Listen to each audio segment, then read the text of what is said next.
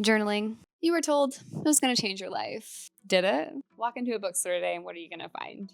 A whole wall of journals filled with empty pages, some of them blank, some of them dotted, some of them lined. You might even find cute little books with gratitude lists or asking you to set your intentions each morning. All of these have one goal in mind, getting you to commit to a daily practice of sitting down with a pen, paper, some kind of physical entity, and getting whatever's inside of your head onto a real physical tool. I find that this can be a really healing practice, and it can help with organizing, remembering things, letting go, and even moving on. One of my earliest memories of journaling takes me back to, let's say, 4th grade.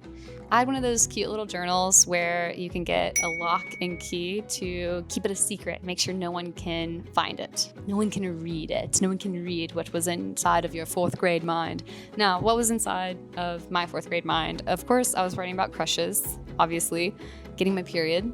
That was really fun, I guess. And I remember writing about finding out about my soon to becoming baby brother. Whenever I got into high school, I stopped journaling so much on paper. Tumblr became my journaling writing practice, and I wanted all of my internet crushes to see how moody and angsty I was. So it became an outlet for that. I remember writing about queerness specifically and just how lonely that could be growing up. A queer kid in a rural setting and all of the traumas that can be associated with that. I picked up a journal again whenever I studied abroad in college, like an actual journal. And I still love going back to that little book and seeing so much more about what was going on in my mind and heart than what I can find if I'm actually just reading or going through photographs or looking at my photo albums from my time abroad. It's really special to me to go back to there and see what was little Claire up to when they were living in Ecuador and being an absolute silly goose. After Ecuador, I stopped journaling for a while, but picked it back up again when 2020 came along.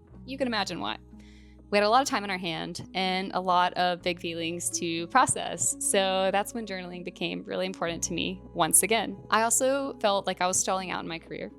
And I remember writing about that in my journal and just saying that I wanted to be a scientist and underlying that word and writing about what I needed to do to become that officially, because it was hard to get jobs as an early career biologist in the middle of a global pandemic. That being said, journaling took me to graduate school and got me to where I am to this day, realizing that that was what I wanted to do and moving on from that, figuring out what action items I needed to take to get there. But after I started graduate school, journaling became a bit more about checking in.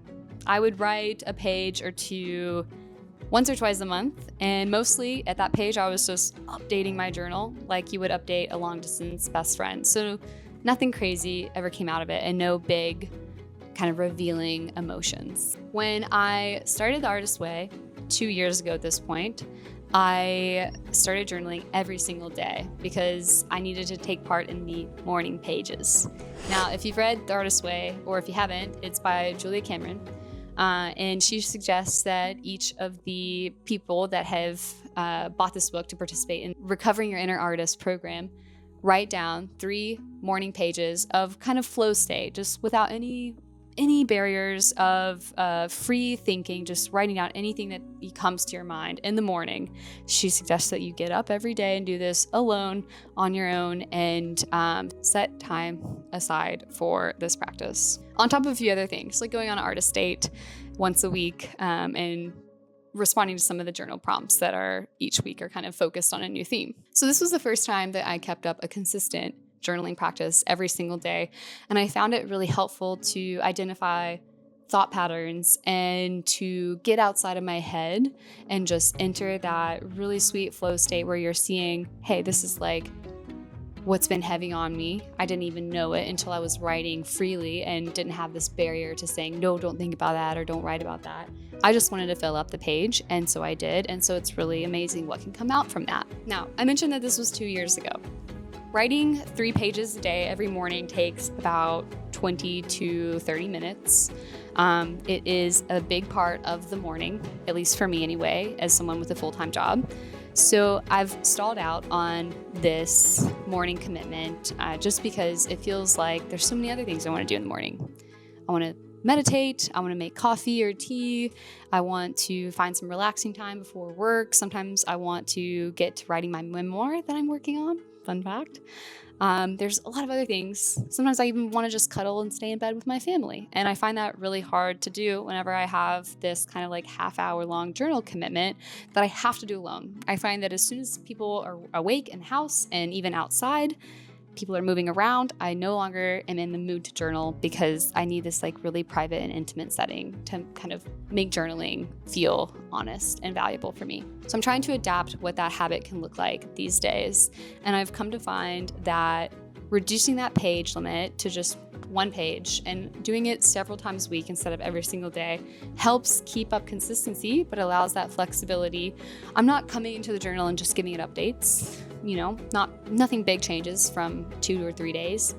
I'm coming into it with some updates, but also coming to it with some big feelings as well, and trying to maintain that like consistency like I would what I should be doing with my long distance friends, maintaining consistency and keeping up with the not day to day, but the week to week. Now, one of the things with the morning pages is that what I write in there, it's not something I want to go back and read.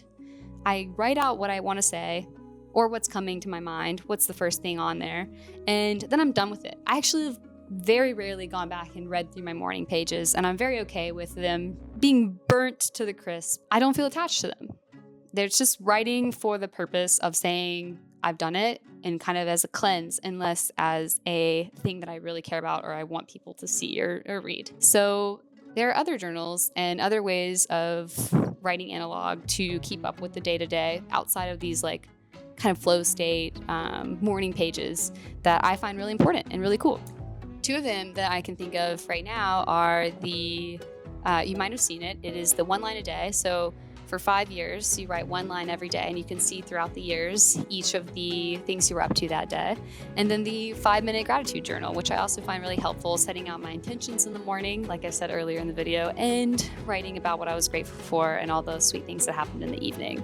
These kind of fulfill the part of the human psychology that benefits from reflection versus just, I don't want to say complaining, but getting out negative emotions and like getting it out of your body and letting it live somewhere else other than just your head. That's really healing. But this keeping track of like the sweet day-to-day moments and intentions, that helps me feel more organized and grounded and makes me just feel really grateful at the end of each day, realizing that so many sweet things have happened to me and did happen to me this very day. And so many probably sweet things will happen to me in the future. So I really like these. But they come with a bit of a financial cost barrier. They usually cost around $20 to $30. And there's also some like kind of not well-picked quotes that are featured in the gratitude journal that I found a bit distracting. So it has me thinking maybe I can make my own form of the like gratitude and intention journal someday. So keep an eye out for that. There's a lot of other journals I haven't talked about yet, and I won't get to because I want to keep this video short and sweet for you guys. But you may have heard of a Commonplace journal where you keep track of quotes that you read in books or in movies that really felt important to you. I love quotes, so I love the idea of keeping this kind of journal. I haven't started one yet, but if you look up on YouTube Commonplace Journal, you're going to find out that this is kind of a cult following, so go check that out. There's also bullet journaling, which is helpful for life organizing. I've started bullet journaling and tried it out. I don't know if it's for me. It's just a bit too kind of organized for my chaotic little scatterbrain. So if you look it up on YouTube also, there's tons of people that have figured out the perfect bullet journaling system for them. So go check that out and see if it's something that you'd be interested in. There's also junk journaling, which I, truth be told, have a drawer in my office desk that is meant for junk journaling, where I collect receipts for dinners that I've had and ferry tickets and movie tickets. But I have not, alas, started my actual junk journal. It's on the agenda, okay? It'll happen one day. I really love the idea of just turning paper that was important to me into a journal entity and going back and reflecting on that. So that's just another type of journal that you could get into. On top of just having a little pocket journal where you can write down lists for groceries, I like to write down things that I need to do for work, and I like to separate it from work and life and have action items that I need to do that day for work and life and check it off as I go, just to help ground me and organize me, but also help me realize that, hey, I'm actually getting things done today. I don't want to overwhelm you with these possibilities, and there's definitely more journals out there than what I've already mentioned. I just want to show you, as the optimist that I am, that there's probably a journal out there for you, and you just haven't maybe found it yet, or maybe you have. And if you have, I would love to hear what's your perfect journaling method or ecosystem, whatever you want to call it. Let me know in the comments below. Have you hit any journaling roadblocks? Do you have any fears associated with journaling? Do you feel like it's maybe not for you, but there are other ways that you stay organized or like get things from your head into reality by like making a video, for example? I'd really love to hear what is working for you and maybe use that to help adapt my current philosophies around journaling and how it's helpful for me and improve it, as I'm always trying to adapt to a maybe near perfect system one day that I hope is like the top tier journaling method that I can use and bring to the world, and add to one of those bookstore shelves, perhaps. Anyway, whatever it is, you're not alone. You have a journaling pal over here on the internet, on this little weird corner of the internet, and I'm happy that we're here together, keeping each other company. All right, that was week J. J for journaling. Thank you so much for being here. I hope everyone has a wonderful day and see you next time. Bye, besties.